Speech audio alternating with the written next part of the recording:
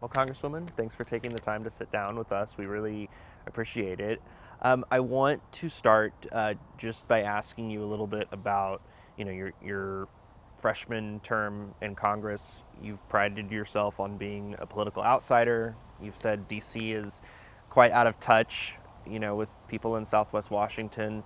How has that played into your work on Capitol Hill, and how has that resonated with voters?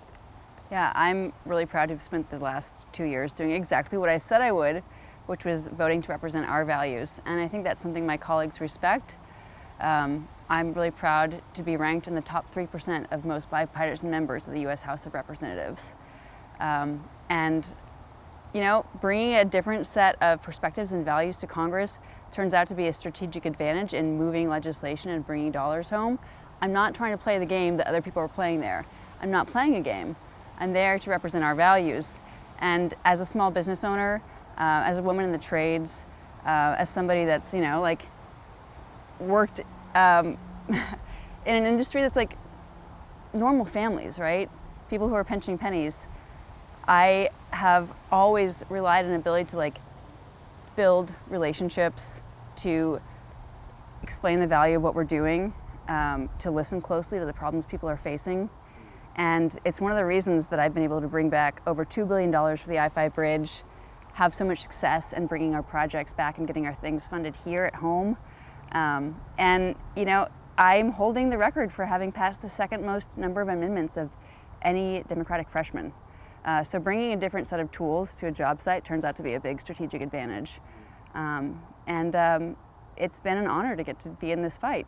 When I look at how we fund projects, I'm thinking about rural infrastructure, our sewer systems, thinking about the infrastructure businesses rely on, like the South Bend Boat Shop or the grain terminal in Chehalis, thinking about fighting for regional meat processing plants, bringing dollars back to our first responders.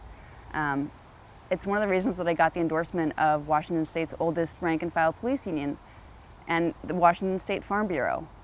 I'm really proud of having built those coalitions, and I think that work of building community, I think, is what I'm most proud of. I want to turn now to some of the big issues in this election cycle. One is immigration and the southern border.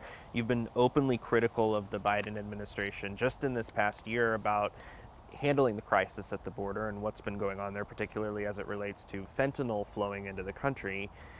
However, Joe Kent's campaign and some of his supporters have linked the crisis to your record in campaign ads and different messaging.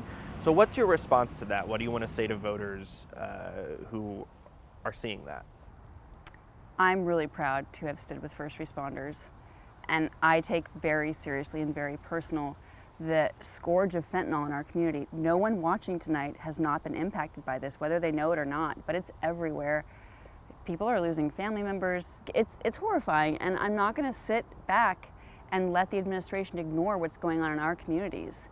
And I think a lot of people feel like if wealthier people were the ones who were being impacted so severely, we would have done something about this sooner. But I'm not going to sit back and wait to do that. I'm going to hold the administration accountable when they fail to exercise their authority under Title 42 or Remain in Mexico policies. And so I'm proud of my record of not holding this critical issue hostage to some abstract idea of a perfect bill, but instead to take action now to secure our southern border, because that's the obligation of any nation. There's no telling what the crisis in Ukraine and in the Middle East might look like when the new Congress is sworn in. If you're reelected, will you commit to continued support of Israel and Ukraine in the respective wars that they're involved in? It is in our national interest that there is a liberal democracy in the Middle East. The fastest way for the war in the Middle East to end is for Hamas to release the hostages that they took on October 7th. That is how that war will end. And so I think our national reputation as some people that stands by our allies, that did what we said we were going to do, supporting Ukraine in their fight to stand up to a power-mad demagogue.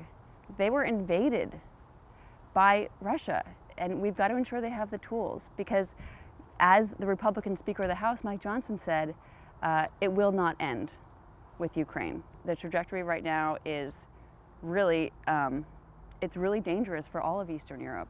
I want to turn now to the issue of abortion, reproductive rights. On your campaign website, you said you'll do whatever it takes to prevent a national abortion ban. Does this mean that you would support a bill that would codify the protections of Roe versus Wade into law? Absolutely, absolutely. That's one of the things that I've seen in DC. These bills are written by staffer bros who've never been pregnant. They don't understand how desperately things can go wrong. People can lose their ability to ever have children again without this critical care. Women deserve the choice to access care when they need it. People are dying right now because of these policies. Another issue, the economy. It's top of mind for voters this cycle. What policies are you supporting to bring down everyday costs, like gas, housing, groceries? That is something we keep hearing about in elections up and down the ballot, federal, state, local. So what are some policies that you support and would continue to push for if reelected? Yeah, when I'm at the door talking to voters, when I am at the grocery store seeing people put stuff off the conveyor belt, like when I see people putting groceries on their credit card bills, like we're in trouble. Like the middle class is an endangered species. And one of the primary reasons that I ran for Congress is because my experience as a small business owner, watching the cost of our commodities go up, feeling like people in bow ties writing policy in DC don't get it, like that is really frustrating to me. I've fought on the Small Business Committee to ensure that our ability to fix things, to make them last, to have high quality manufacturing in this country, have the right to fix our own stuff. That was one of the primary reasons I ran. I've introduced 3 pieces of legislation on right to repair, whether we're talking about agricultural equipment that drives up the cost of groceries and eggs, whether we're talking about, in my shop, I know I used to be able to replace a light bulb for $3 and a headlight. Now you have to do the whole assembly for $700. Like that kind of thing is nickel and diming the middle class out of existence, and ensuring that consumers can take their vehicles anywhere they want to get them fixed. They can fix them themselves, that they have the tools and the manuals to do it. That's a core part of rebuilding the middle class. I also really believe in homeownership. In rural communities, I believe that owner-builders, permitting reform, things like, manufactured homes, those are some of the concrete ways that we can achieve housing abundance now. In Washington State, the average federally affordable housing unit costs something like $500,000. We built our house for $120K. And so I know that Americans have the skills and the desire, but preserving that tradition, fighting for shop class in junior high, fighting for small business owners to have a level playing field so they have the capital to do that kind of thing. We've got to focus on the economy in substantive ways, not ideas that are marketable necessarily, but ones that make sense to families, ones that will build more housing, that will empower us to be stewards and owners of our things, not just consumers or a permanent class of renters. I really believe that right to repair is one of the things that can bring down costs for consumers all across the country. Congresswoman, thank you. Thank you. Appreciate it. Thanks.